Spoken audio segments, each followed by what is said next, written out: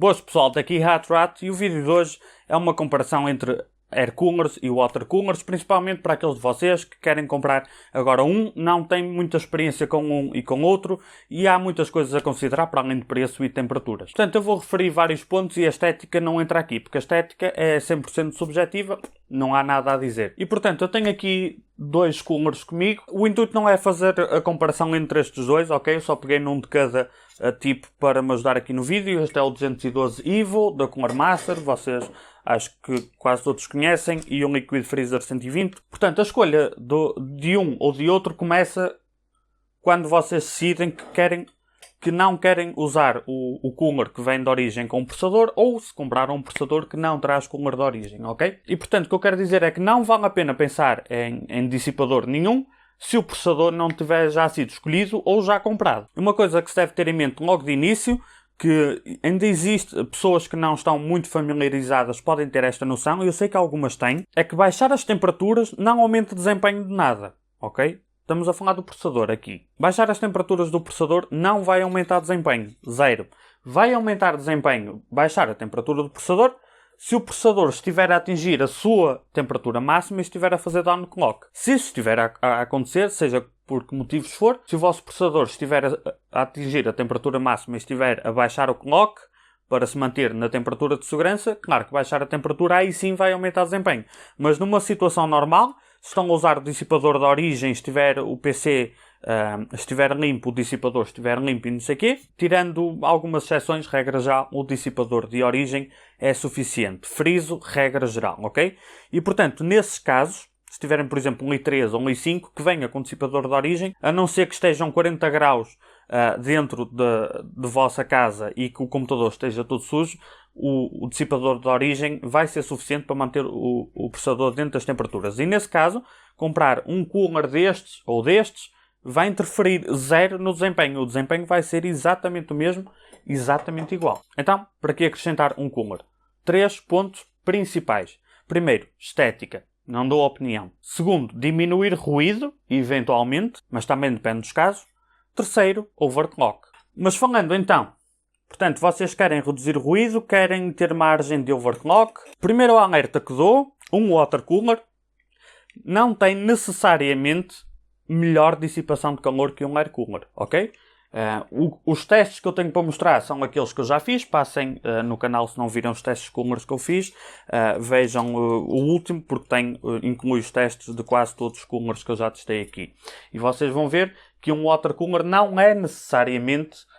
tem necessariamente maior capacidade de dissipação. Vocês viram a review que eu fiz do Arctic Freezer A32 e viram que o custo-benefício daquele cooler rebentou com tudo que eu tinha testado até agora. Tem uma capacidade de dissipação muito grande a um preço muito baixo. Inclusivamente, quando acrescentada à segunda ventoinha, teve melhor desempenho que este, que é da mesma marca e custa um pouco mais do dobro do preço. Um water cooler, seja assim de 120, ou os maiores de 240, ou de 360, ou 280, depende da medida, mas para aqueles que não estão habituados, os que levam uma ventoinha ou duas ou três, independentemente disso, há um truque, que é, vamos imaginar que este air cooler consegue dissipar melhor a temperatura que este e dá 5 graus abaixo deste no vosso processador.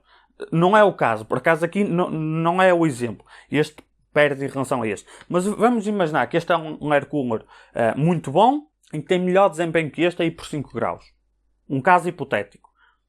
Este vai ter uma vantagem, se usarem a caixa fechada. Aqui, um water cooler é instalado numa extremidade da caixa, ou à frente, ou em cima, ou em baixo, ou atrás, é instalado numa extremidade da caixa.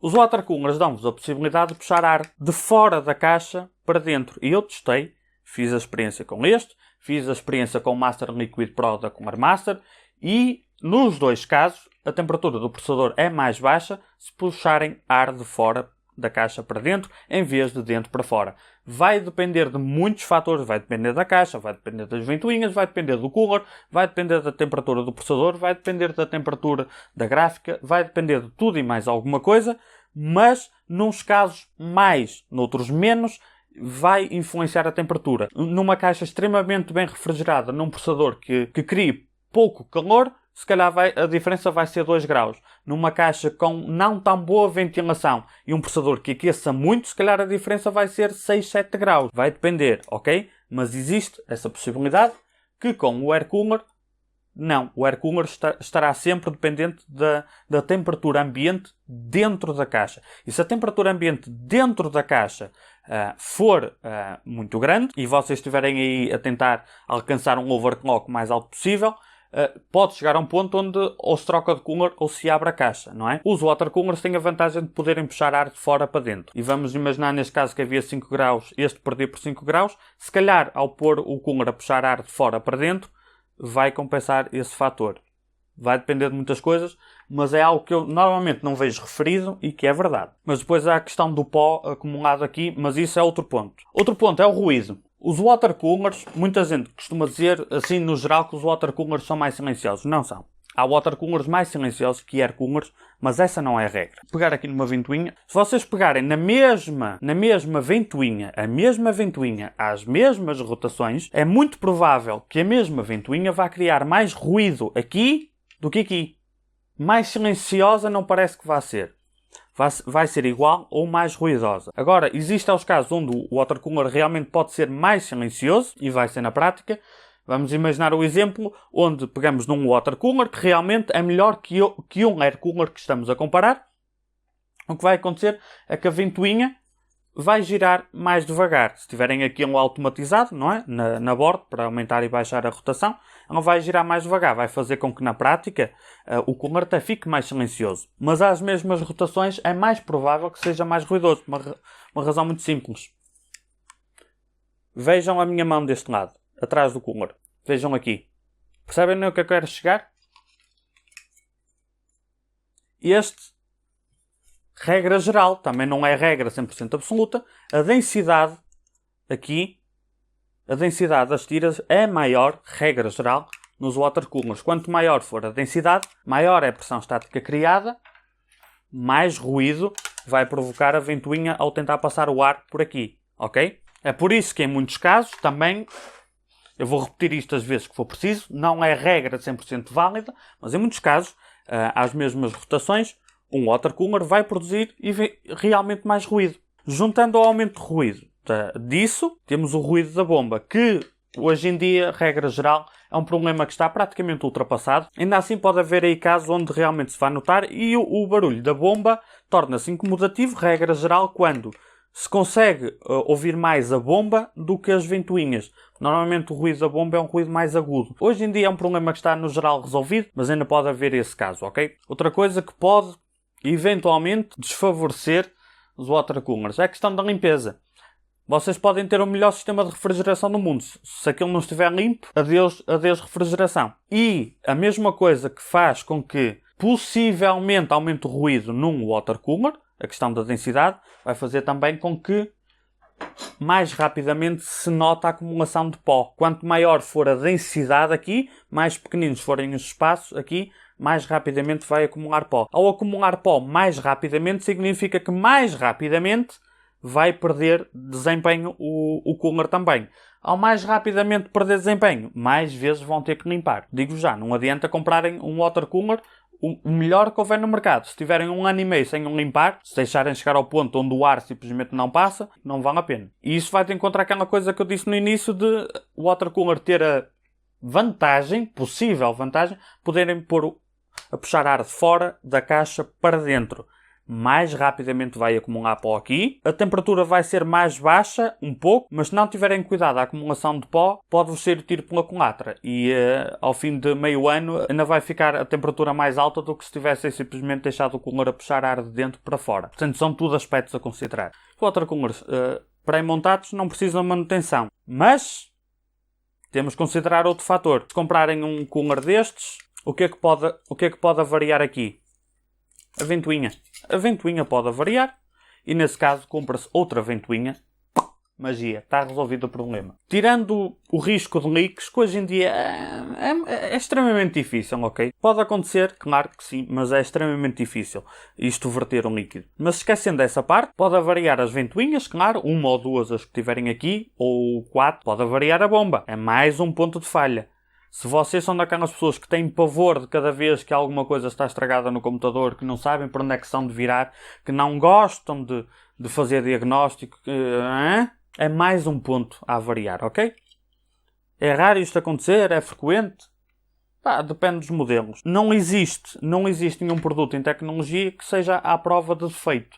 100% à prova de defeito. Portanto, existe sempre a probabilidade de morrer a bomba. E quando morre a bomba, se tiver garantia, tudo fixe. Se não tiver, a solução é comprar outro novamente. Aqui muda-se a ventoinha. E, portanto, isto são tudo aspectos interessantes e não sei o quê, mas depois vem aquilo que provavelmente é o mais importante para muitos de vocês. A relação qualidade-preço, o custo-benefício, whatever. Bem, o rei do custo-benefício é o Stock Cooler. E esse é o rei do custo-benefício porque pagam 0 a mais. Ok? Mas assumindo que ou que não traz ou que querem mudar, regra geral, tirando exceções naturalmente, um air cooler vai ter sempre melhor relação qualidade-preço em termos de dissipação que um water cooler. E como eu já disse, e como já apareceu um exemplo aqui no canal, casos até onde um air cooler ganha para um water cooler que custa mais do dobro. Portanto, custo-benefício, no geral, air coolers, ponto. Se estivermos a comparar um water cooler destes em relação ao Master Air Maker 8, que eu fiz aqui a review, é um air cooler de 150 euros, a questão aí é diferente. Mas vamos assumir que vocês estão a escolher um water cooler que realmente tem mais capacidade de dissipação que um air cooler e querem fazer overclock. E a intenção é aumentar o overclock o mais possível. O custo-benefício aí, na minha opinião, também não é grande coisa com o water cooler. Eu vou explicar porquê. Eu não estou a falar para entusiastas que sabem perfeitamente que estão a gastar mais sem garantias de resultados. Querem gastar mais pelo desporto, pelo prazer, pelo gosto. Não é para essas pessoas que eu estou a falar, ok? Imaginando então um caso overclock. Vamos imaginar que gastaram 40 euros num cooler, um até melhor do que este. Vamos imaginar que gastaram 40 euros, têm o vosso i7 e conseguem manter o vosso i7 dentro das temperaturas com overclock a 4.5. Com um air cooler, que custou, por exemplo, 40 euros. Vamos imaginar, 4.5 conseguem esse overclock. Gastaram 40 euros. Se calhar com um water cooler que custe 20 euros mais, ou 30, se calhar conseguem ou a mesma, dependendo se tiverem o azar de comprar um water cooler que é tão bom como aquele air cooler, em termos de dissipação não ganham nada, mas o cooler é mais caro. Ou então podem realmente ganhar margem térmica, compram um water cooler de 240, gastaram em vez de 40 euros 120 ou 130, e em vez de ter o overclock a 4.5 nesse i7, vão ter o overclock a 4.7. Percebem onde é que eu quero chegar? A dissipação, a capacidade de dissipação nos coolers, a partir de certo ponto, óbvio que há exceções, tenho que dizer sempre isto, deixa de compensar do ponto de vista monetário. Passa para um nível que é só pelo entusiasmo, só pelo gosto. Portanto, qual é a conclusão? Se o que vos interessa é simplesmente que aquilo funcione, tenha umas temperaturas fixes e dar ali um toquezinho de overclock, ok? Custo-benefício air cooler, ponto. Water coolers podem ser mais silenciosos, se tiverem melhor desempenho que um determinado air cooler,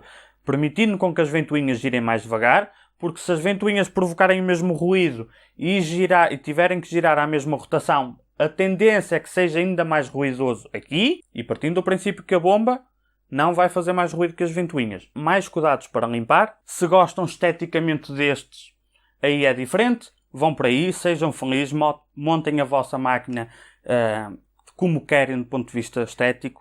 E se são entusiastas, força, um water cooler aí do 240, decidam vocês se vale a pena ou não. A parte estética, não comento, vai ao gosto de cada um. E era só isso, pessoal, espero que tenha ajudado. Se tiverem gostado, carreguem gosto, não gostaram, não gosto, subscrevam e até à próxima.